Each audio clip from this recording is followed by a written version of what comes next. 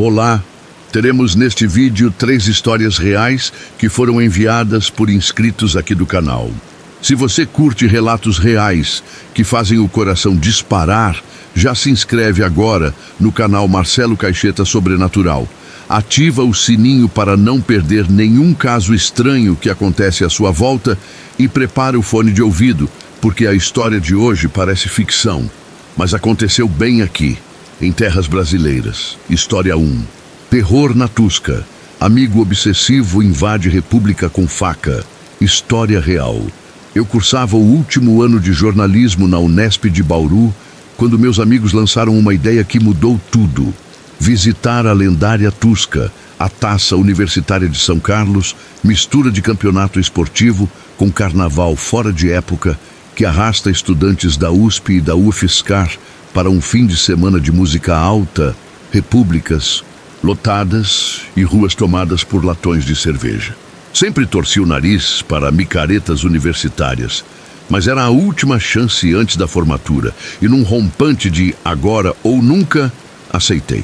Saímos de Bauru numa sexta-feira abafada, empilhando mochilas em cada vão do Sandero de Bruno. Além dele, faziam parte do comboio Rafael, Diego, André e eu. Todos acima de 1,80 m, espremidos como sardinhas durante as 2 horas e meia de viagem, que pareciam 4. O repertório de sertanejo invadiu o carro, misturado a piadas internas sobre professores, plantões de estágio e boletos de xerox. A rodovia era um rio de caminhões, mas nada apagava a animação por finalmente encarar a Tusca. Chegamos a São Carlos no fim da tarde e mal conseguimos avançar pelo bairro Santa Felicidade. Ruas bloqueadas, estudantes fantasiados de mascotes, carros estacionados em fila dupla, sirenes de ambulância passando porque alguém já tinha exagerado no álcool. O Waze perdeu a noção e nos deixou rodando em círculos até que Bruno, com seu jeito de vendedor de feira, convenceu a moradora de uma república mista a emprestar a vaga de garagem até domingo. Saímos do carro gritando como se fosse gol em final de campeonato. A hospedagem estava resolvida na marra. A irmã de Bruno, Camila, caloura da UFSCar, prometera espaço para nossos colchões infláveis na sala da kitnet. Em época de Tusca, um teto e um pedaço de piso valem ouro. Ela e as 2 colegas abriram a porta com um sorriso de quem encara aquilo como aventura antropológica. 5 grandalhões, mochilas fedorentas e caixas de som JBL a tiracolo. Antes que alguém sugerisse banho, a primeira latinha estalou. Palco improvisado na cozinha, setlist de funk e batidas de limão com vodka marcaram o pré-esquenta. A competição esportiva começaria oficialmente só no dia seguinte, mas ali dentro já era trio elétrico. Bruno, comunicativo nato, coleciona conhecidos de todo tipo. Entre eles estava Márcio, sujeito que vive orbitando as rodas alheias sem nunca se firmar em nenhum grupo. Ele tem aquela energia de quem procura aprovação a cada frase, fala alto, gesticula demais e vira qualquer conversa ao redor dos próprios dramas. Sabíamos que falava em ir à Tusca, mas ninguém o chamou. Não era maldade, apenas não combinava com a turma. Voltamos do mercadinho carregados de latas de cerveja equilibradas em braços trêmulos. Na calçada, justo em frente ao prédio, Márcio surgiu com as mãos nos bolsos, como se fosse um NPC que aparecesse no cenário do nada. Ninguém conseguiu reagir. Passamos por ele sem convite e no segundo seguinte, ele já caminhava ao nosso lado, rindo das nossas piadas como se tivesse participado de toda a viagem. Quando restavam 3 quarteirões, disparou. "Por que vocês estão tão surpresos em me ver?" Era surreal. Nenhum de nós dissera onde ficaria. Camila não fazia ideia de quem era ele. Chegamos à portaria. Márcio pediu para usar o banheiro. Bruno, educado, cedeu. O visitante atravessou Camila na porta, apontou para o chão lotado de mochilas e declarou: "Vou ficar aqui, tá?" Camila, sem entender, permitiu a passagem achando que fosse amigo de infância do irmão. Quando Márcio desapareceu pelo corredor, Bruno explodiu. Foi atrás, explicou que ali não havia lugar para ele, que mentir para a irmã era golpe baixo e que aquele quarto já estava superlotado. A discussão estendeu-se por 20 minutos de porta trancada, voz alta e argumentos que iam do "não tenho onde dormir" ao "prometo que não incomodo". No fim, Márcio saiu batendo o pé. A situação pareceu tão absurda que abrimos outra cerveja para zombar da cena, sem notar que o perigo real começara ali. Um detalhe escapará a todos. Tempos antes, Bruno compartilhara a localização do iPhone com Márcio para se encontrarem num churrasco e nunca cancelou a função. Márcio possuía nosso mapa em tempo real. No sábado, a Tusca mostrou por que é lenda. Blocos percorrendo a UFSCar, palcos improvisados onde DJs disputavam decibéis, repúblicas distribuindo copos de quentão mesmo com 30 graus de calor. Passamos o dia pulando de festa em festa até virar poeira. No fim da tarde, arrastamos os pés de volta à kitnet, agora com mais 5 amigos que encontramos pelas ruas. O apartamento virou acampamento com mochilas empilhadas em qualquer canto. Enquanto debatíamos qual seria o after, Rodrigo abriu o app Buscar iPhone para uma brincadeira. Vamos ver onde o Márcio se enfiou. O ponto azul apareceu sobre o teto do prédio, exatamente onde estávamos. Rodrigo arregalou os olhos, anunciou o fato e o ponto começou a se afastar velozmente no mapa, como se estivesse num carro acelerando. Parecia roteiro de filme, mas rimos nervosos e voltamos ao assunto bebida. Ninguém imaginou que aquele rastro digital fosse prelúdio de algo pior. Já passava das 2 da manhã quando acordei com um estrondo seco de vidro quebrando. O apartamento estava às escuras, os outros espalhados em colchões e sofás, roncos misturados à batida distante do bloco. Peguei uma garrafa de vinho vazia como se fosse taco de beisebol e avancei até a sala. A porta de correr da sacada havia virado um quebra-cabeça de cacos reluzentes e uma pedra cinza pontiaguda repousava no centro da bagunça. O ar gelado entrou por ali, trazendo cheiro de noite e adrenalina.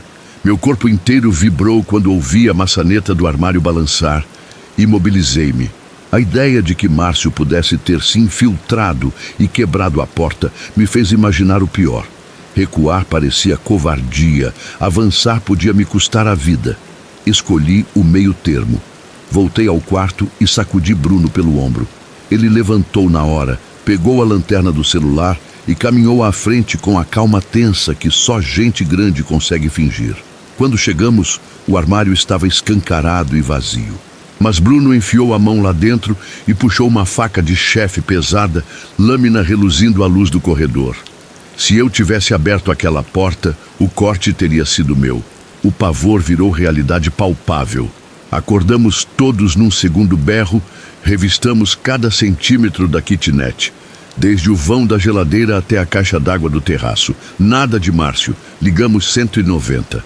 A PM chegou num Palio Weekend, registrou dano ao patrimônio e explicou que vandalismo é figurinha carimbada na Tusca, sem câmeras no corredor, sem testemunhas. Se ele der as caras de novo, chamem a gente, aconselhou o cabo encaixando a prancheta na viatura. Domingo amanheceu cinza, ressaca moral colada à pele. Guardamos colchões, recolhemos latas amassadas, tentamos aspirar os cacos de vidro. Ninguém falava sobre ficar mais 1 minuto. No estacionamento, Bruno escreveu no WhatsApp um textão de indignação, misto de ameaça e decepção, mas apareceu só um tique. Márcio nos bloqueara. Abrimos nossas conversas e vimos o mesmo sinal. Bloqueio geral. Ele apagou perfis, sumiu das redes, como se a terra o tivesse engolido. As semanas seguintes foram pródigas em paranoia. Rodrigo vasculhava o Buscar iPhone, procurando pontos azuis. Eu passei a trancar a porta 2 vezes. Bruno trocou senhas e mais senhas. Pesquisamos sequestros na região, invasões de república, mas não encontramos pistas. Márcio sabia onde cada um morava, onde estudava, onde bebia no sábado. À noite, às vezes, acordava suando, imaginando a faca refletindo a luz da sacada quebrada. O mais inquietante é que nunca entendi o motivo. Márcio não roubou nada, não tentou pegar dinheiro nem celular. Parecia movido apenas por necessidade doentia de pertencer ou vingar a rejeição. Talvez quisesse gravar seu nome nas nossas memórias de um jeito que não pudéssemos apagar. Conseguiu. Se hoje vejo um ponto estranho no mapa do celular, o coração dispara. Não subestimo mais o poder de um compartilhamento de localização esquecido. Descobri que o maior susto universitário não vem de trote com tinta guache nem de veterano armado de megafone.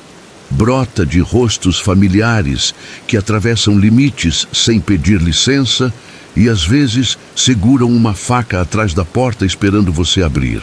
Por isso, se alguma notificação inesperada surgir no seu smartphone ou se um amigo distante insistir em saber onde você está, lembre deste caso. E não se esqueça, para outras histórias verídicas que desafiam a lógica e deixam a nuca arrepiada, já se inscreve no canal Marcelo Caixeta Sobrenatural, compartilha este vídeo com quem vive na estrada das festas universitárias e deixa nos comentários se algo parecido já aconteceu com você. Sua experiência pode salvar alguém de um ponto azul teimoso que resolve seguir cada passo por aí. História 2. Falsos policiais na rodovia. SUV preto, abordagem de terror. História real. Eu nunca vou esquecer o calor abafado daquela tarde de fim de abril de 1996, quando o outono mal começava a pintar de amarelo as folhas do interior paulista. Eu tinha 24 anos e acabava de me formar no curso de formação de sargentos da Força Aérea, em Pirassununga.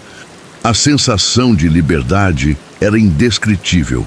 Encerrar a fase de instrução pesada, receber a minha primeira designação para a base de São José dos Campos e pela primeira vez sentia que o mundo fora dos portões estava ao alcance das minhas botas engraxadas.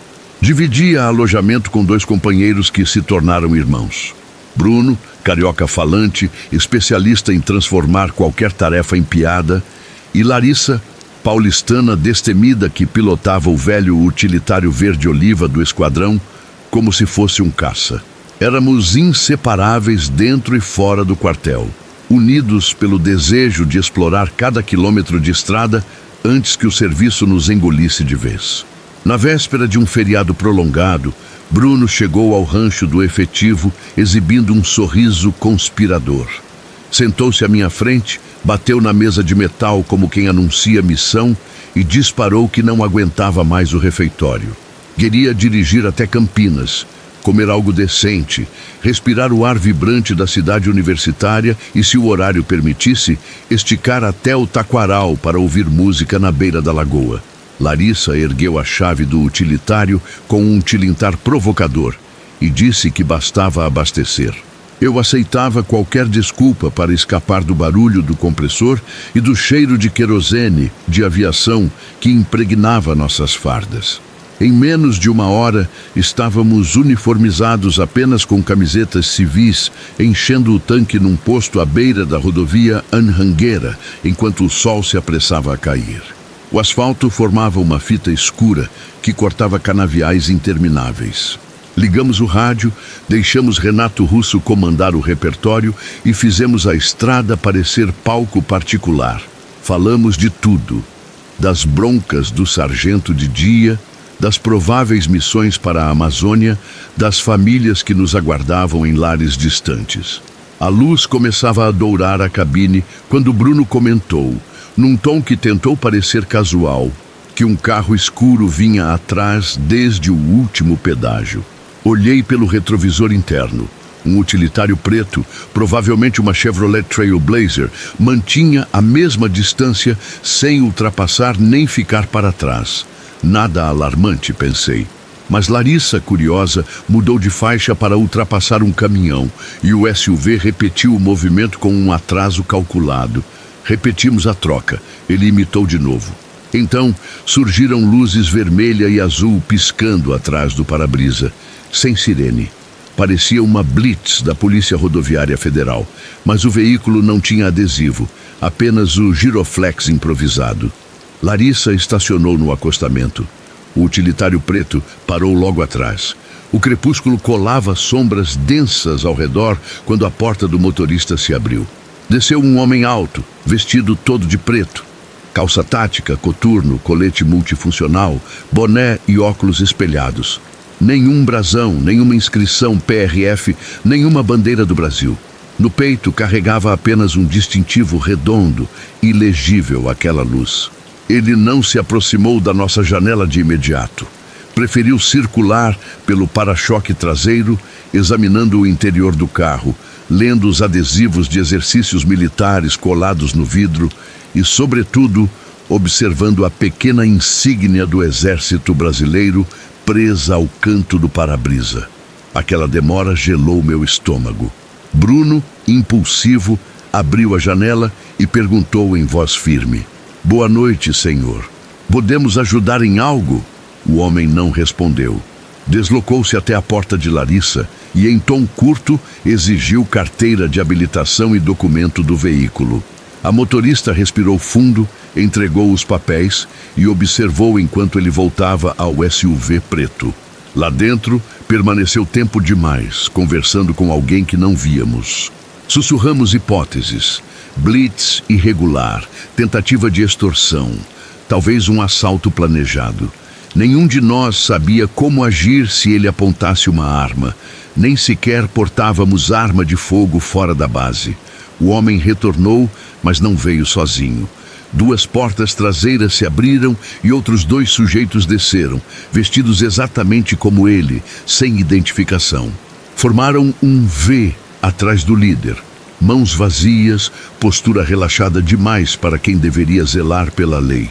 O primeiro se inclinou de novo na janela de Larissa. Perguntou, num tom que soou quase sarcástico, se o pai dela havia servido nas Forças Armadas.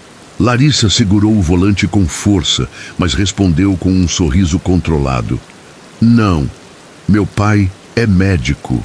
Quem é da força sou eu, e estes 2 também", indicou Bruno e a mim com um movimento breve de queixo.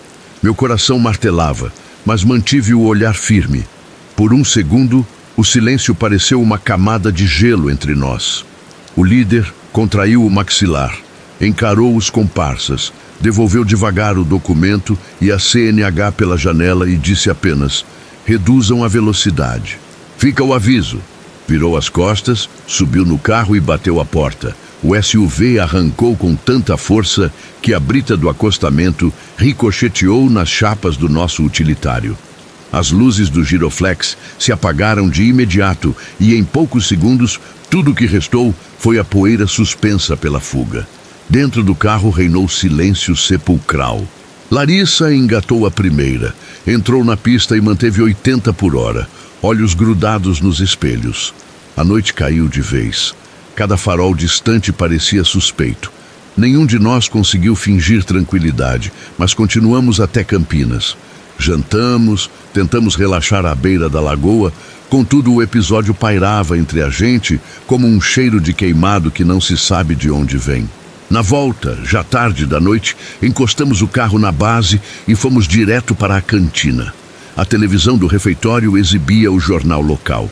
A apresentadora anunciou que um casal havia sido encontrado morto numa vala próxima ao quilômetro 280 da Anhanguera, perto de Ribeirão Preto. O veículo abandonado, segundo a Polícia Civil, era uma Trailblazer preta roubada meses antes em Minas Gerais. Eu e Bruno nos entreolhamos pálidos. Chamamos Larissa, que chegou a tempo de ver a imagem borrada do carro sendo guinchado. Seguindo o protocolo, relatamos tudo ao oficial de dia, que nos encaminhou à delegacia da Polícia Rodoviária Estadual. Passamos a madrugada descrevendo altura, postura, timbre de voz, padrão das luvas táticas, o giroflex improvisado, o adesivo militar que chamara tanto a atenção. Os investigadores agradeceram a colaboração, mas admitiram que sem placa anotada seria difícil avançar. Ainda assim, registraram boletim, prometeram cruzar informações com a PRF e a Civil de Minas. Nos dias seguintes, qualquer sirene à distância disparava meu batimento. Larissa, sempre valente, confessou em privado que sonhava com o SUV surgindo de novo no retrovisor, desta vez com as luzes apagadas. Bruno passou a carregar um canivete suíço no bolso do macacão. Repetíamos um ao outro que o adesivo do exército havia nos salvado. Era o único elemento que não se encaixava na narrativa de supostos civis indefesos. Uma semana depois, um inspetor apareceu na base. Levou-nos a uma sala reservada. Exibiu um álbum com fotografias de suspeitos que atuavam em assaltos sofisticados. Tratava-se, segundo ele, de uma quadrilha que se fazia passar por agentes públicos para roubar veículos na Malha Paulista. Contou que a Trailblazer, abandonada em Ribeirão, estava cheia de impressões parciais, mas nenhuma identificável. O casal fora morto com disparos de calibre .40, arma comum entre forças de segurança usada ali para reforçar a farsa de operação policial. Os assassinos buscavam carros novos, cartões, dinheiro, celulares e, se houvesse resistência, eliminavam testemunhas. Nada indicava que teriam hesitado se não notassem que éramos militares. Talvez temessem repercussão. Talvez preferissem alvos fáceis. O inspetor agradeceu. Pediu que avisássemos caso lembrássemos de qualquer detalhe extra e foi embora, deixando nossas mentes ainda mais inquietas. Com o passar dos meses, a história se espalhou entre os recrutas como lenda de beira de pista. Alguns juravam que os falsos policiais haviam sido presos em Uberaba. Outros diziam que continuavam foragidos, agora usando caminhonetes brancas. Cada versão adicionava toques macabros, como mergulhos de filme de terror em poços de verdade. Evitava alimentar especulações, mas não conseguia afastar a certeza de que escapáramos por centímetros de virar estatística. Anos se passaram. Promovi-me a suboficial. Mudei de base 2 vezes, mas ainda viajo regularmente pela Anhanguera a serviço. Sempre que ultrapasso o trecho onde tudo aconteceu, sinto o volante esfriar nas mãos. Dou recomendações a motoristas jovens. Confirmem brasões, peçam carteiras, anotem placas, mantenham distância se algo parecer errado. Quem me ouve pode pensar que exagero, porém não quero que descubram na pele o que aprendi naquela noite. Guardo minha antiga carteira funcional como talismã. O plástico está amarelado nos cantos, mas a águia prateada ainda brilha. É lembrança de uma juventude impetuosa e alerta de que bravura não substitui prudência. Quando um giroflex surge à frente, diminuo, observo cores, leio cada detalhe do emblema e inevitavelmente recordo aquele crepúsculo em que 3 estranhos quase decidiram nosso destino. Talvez alguém pense que é apenas história de quartel. Queria que fosse.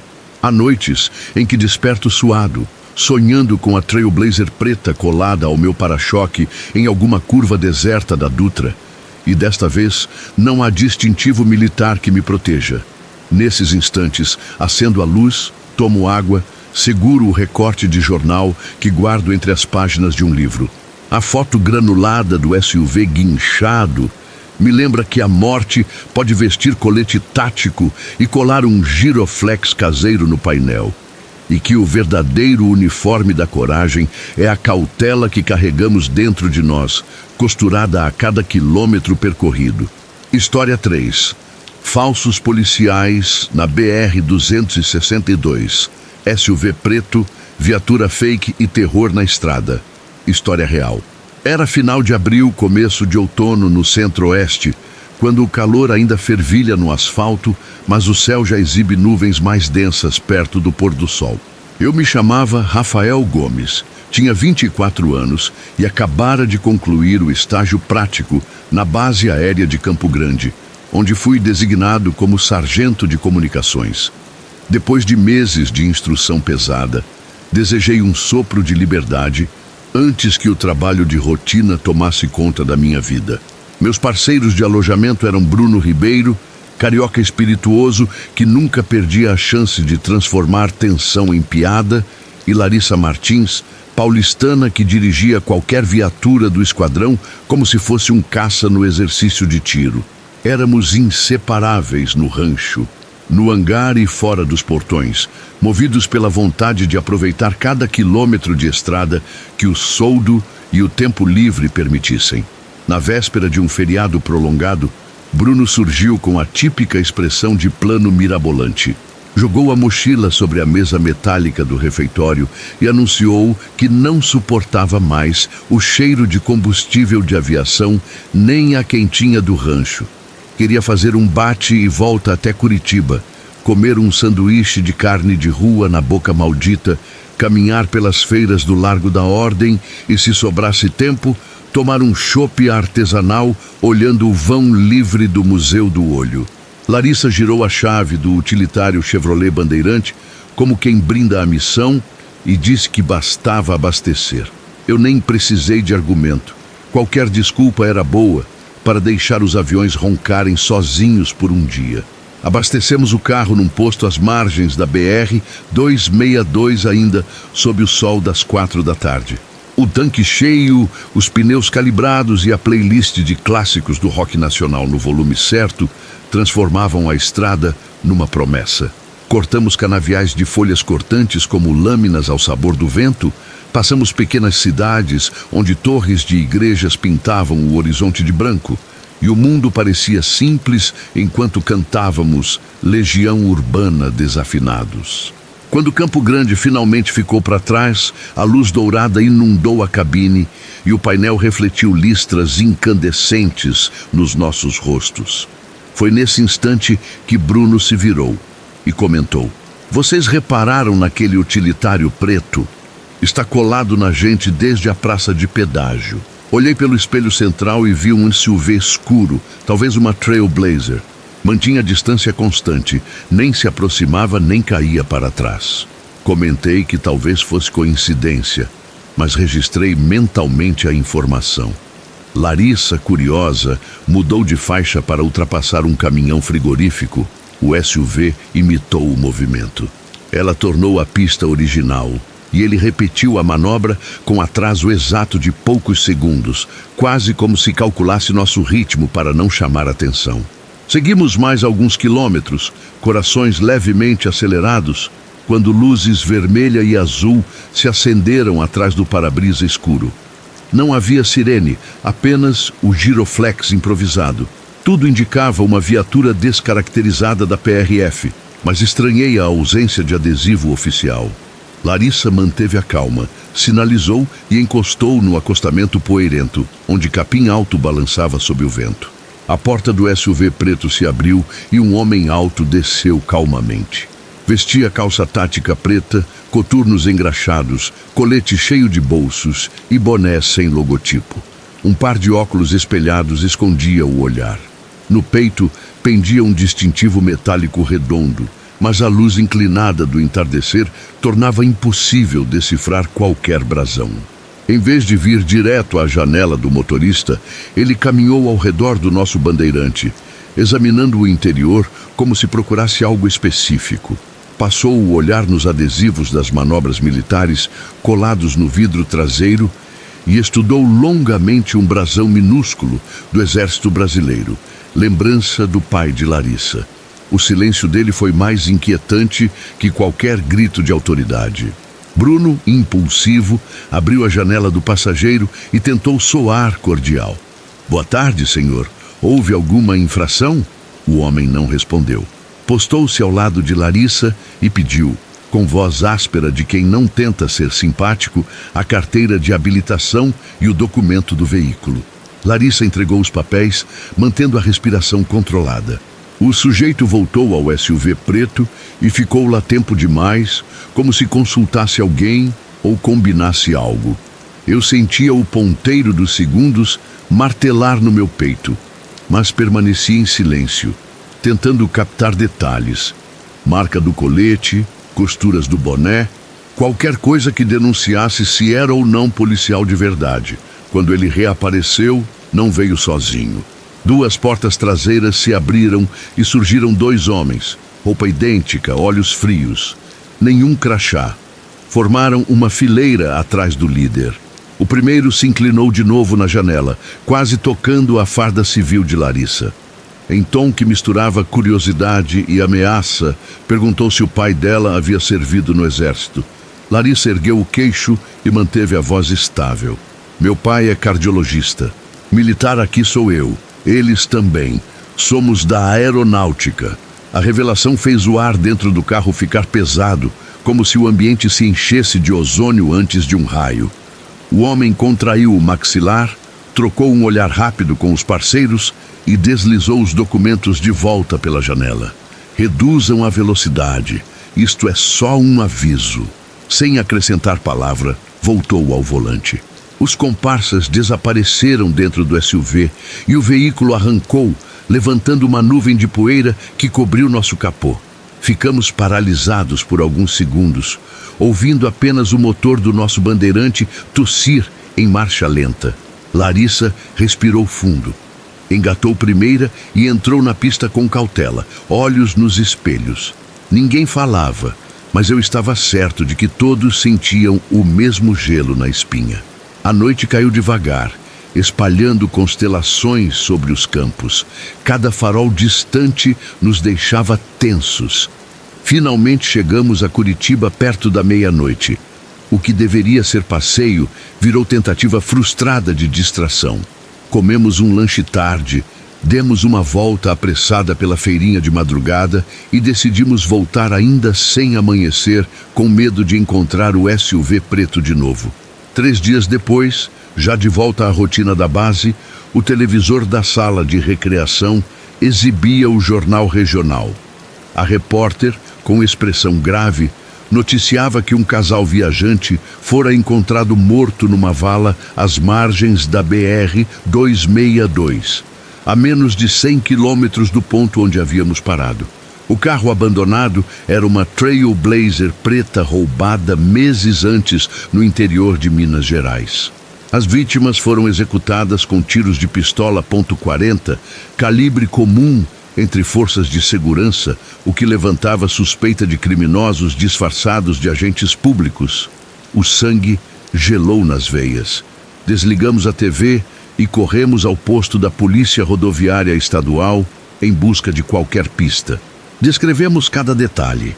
A ausência de coletes com a sigla PRF, o giroflex sem sirene, o jeito como circularam o carro, o súbito interesse pelo nosso brasão militar. O inspetor, homem de bigode grisalho, anotou tudo num relatório minucioso, mas admitiu que sem placa seria difícil avançar. Disse haver indícios de quadrilha especializada em roubos a viajantes, usando uniformes falsos e armamento pesado para intimidar motoristas. Prometeu cruzar informações com a Polícia Federal e a Civil. Nos dias que se seguiram, Larissa confessou em voz baixa que sonhava com o SUV se alinhando no retrovisor. Bruno, habitualmente tranquilo, comprou um canivete e carregava no bolso, mesmo dentro da base. Eu, que sempre fui o mais racional, só conseguia pensar na ideia de que o adesivo do exército, aquela recordação colada sem pretensão no para-brisa, talvez tivesse salvo 3 vidas. Se tivéssemos sido civis comuns, teríamos sido rendidos, talvez assassinados, como o casal da reportagem. Algumas semanas depois, um investigador da Polícia Civil apareceu na base com um fichário de fotografias e depoimentos.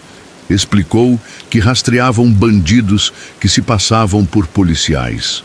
Mostrou retratos granulosos de homens de preto em abordagens suspeitas, a maioria tirados por testemunhas escondidas nos próprios carros. Nenhum rosto era nitidamente igual ao que vimos, mas a constituição física e a postura eram parecidas. O inspetor relatou que a quadrilha roubava celulares, cartões, veículos de alto valor e, se percebesse qualquer resistência, eliminava as vítimas sem deixar pistas. Precisavam de elementos concretos como placa, número de arma ou nome gravado no distintivo para avançar. A vida continuou. Eu fui transferido para um esquadrão de monitoramento de fronteira no Mato Grosso. Bruno assumiu curso de especialização em guerra eletrônica e Larissa ganhou vaga no grupo de transporte de helicópteros. Mesmo com caminhos diferentes, mantivemos o pacto de avisar um ao outro sobre qualquer notícia envolvendo falsos policiais em estradas. De vez em quando, surgia alguma nota de jornal sobre novas vítimas, mas nada se conectava em definitivo. Nunca soubemos se aqueles 3 homens foram presos, se trocaram de região ou se continuam rondando rodovias com outro veículo, outro giroflex improvisado e estrelas falsas presas no peito. Hoje, quando subo na cabine de um caminhão guincho da Força Aérea ou pego estrada rumo a uma missão, o ritual é o mesmo. Se uma viatura sem identificação aciona luzes atrás de mim, observo cor, selo, tipo de sirene, uniforme. Reduzo, mas só paro em local iluminado, próximo de câmeras ou postos oficiais. Lembro do cheiro de poeira seca entrando pela janela e penso que bastou um adesivo discreto para transformar bandidos audaciosos em predadores cautelosos. Não sei se foi medo de represália militar, coincidência ou intervenção divina, porém a verdade é que ainda estou vivo para contar. Se você que me escuta costuma pegar estrada à noite, revise seus hábitos. Consulte placas oficiais, exija identificação clara, pare apenas em locais movimentados. A confiança no farol azul e vermelho pode custar mais que o carro que você dirige. Conte esta história a quem ama viajar, pois o terror nem sempre mora em pontes assombradas ou lendas de beira de pista. Às vezes veste colete preto, pendura distintivo falso e espera que você abaixe o vidro sem fazer perguntas. Gostou da narrativa? Então inscreva-se agora mesmo no canal Marcelo Caixeta Sobrenatural. Ative o sininho para não perder nenhum novo caso real de mistério e deixe nos comentários se já viveu algo estranho na estrada. Sua experiência pode ajudar outras pessoas a escapar do perigo invisível que ronda as rodovias do nosso país.